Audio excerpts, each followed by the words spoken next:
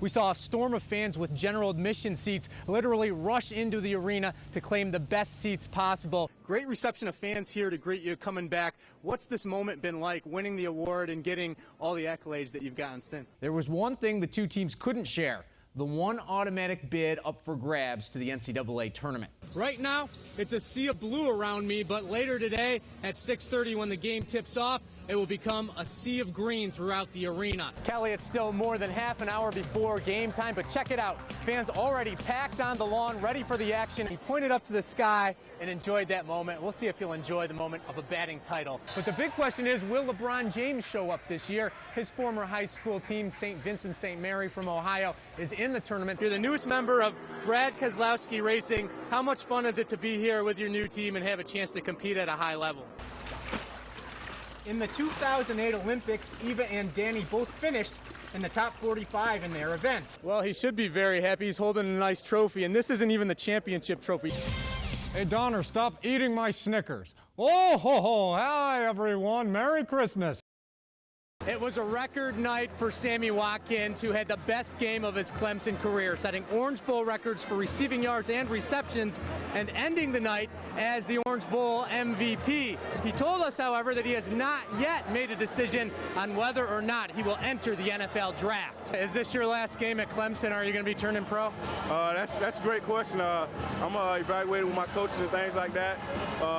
Kind of leaning towards leaving, but I got to talk to my coaches and my family and discuss with my teammates, and then I make that decision. It was a banner night for former Southwest Florida stars overall. Carlos Hyde found the end zone twice. The former Naples back helping Ohio State try to get back in the game. Jeff Hireman, the Barron Collier grad, also found the end zone for the Buckeyes. And Jaron Kearse, the freshman starting safety for Clemson, had the game of his life. Lots of big tackles and an interception that helped turn the tide. Great night of football and an awesome night for Southwest Florida. Reporting from the Orange Bowl, Rishi Barran, NBC2.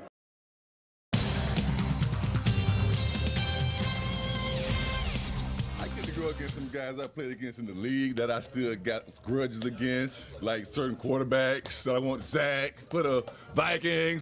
And that was Javon Kearse making sure Dante Culpepper heard him loud and clear in the locker room at Bishop Faroe Saturday. The two former Pro Bowl NFL stars did get to go head-to-head, this time on the basketball court. Several other current and former NFL players joined them in the Drive the Lane Celebrity Hoops game. The purpose of the event, to encourage kids to make wise decisions and to stay away from drugs and alcohol. The Freak wearing his hometown 239 in the event, benefiting Mothers Against Drunk Driving and the Lee County Coalition for a Drug-Free Southwest Florida. First quarter, Culpepper finds his former division rival Antonio Freeman. Red team takes the early lead. Then Mariner grad Ernest Graham threeing it up to get into the act.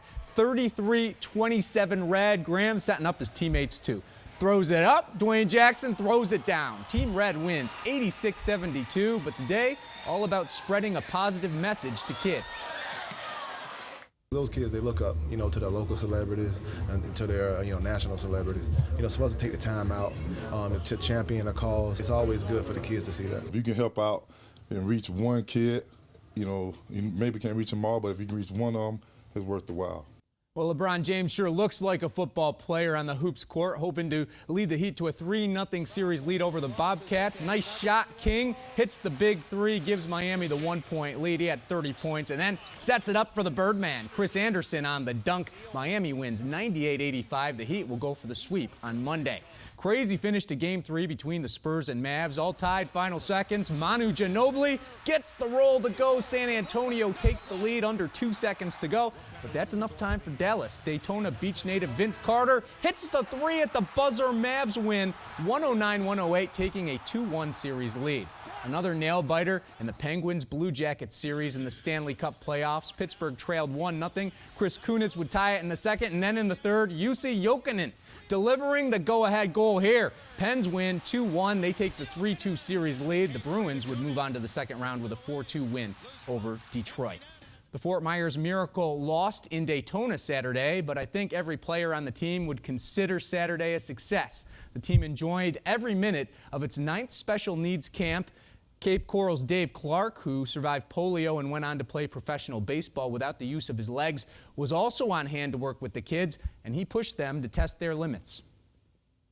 By 12 noon, they're full of confidence, and that just translates into everything else they do in their life. So it's a great thing to see.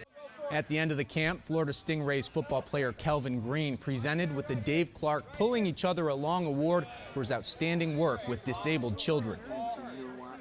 It's fun. You have to have patience. Patience is the key in the classroom. If you don't have the patience with the kids, then I don't think that kind of job is really for you. It's fun. They make you smile at it every day. It's heartwarming. Let's go to the big leagues. Clay Buchholz still looking for his first win. The Sox and Jays playing into Toronto. Sox were down 3-1 in the third, but 4 runs will help that. A.J. Pierzynski with the grand slam, 5-3 Boston. If that wasn't enough, same inning, Will Middlebrooks, he'll give it a ride too. Sox get Buchholz his first win, 7-6. Rays and White Sox from Chicago. New Tampa Bay catcher Ryan Hannigan has been a very pleasant surprise offensively. Here he is doubling in a pair of runs. Rays really only needed one as Cesar Ramos was brilliant on the mound, but Tampa Bay would end up scoring 4 times. Rays win 4-0. Ladies and gentlemen, the Twins are now just 1 game out of first place in the AL Central. Twins and Tigers on Saturday. Trevor Plouffe breaks the 2-all tie with a 2-run single. Twins win 5-3. They can tie the Tigers for first with another victory on Sunday.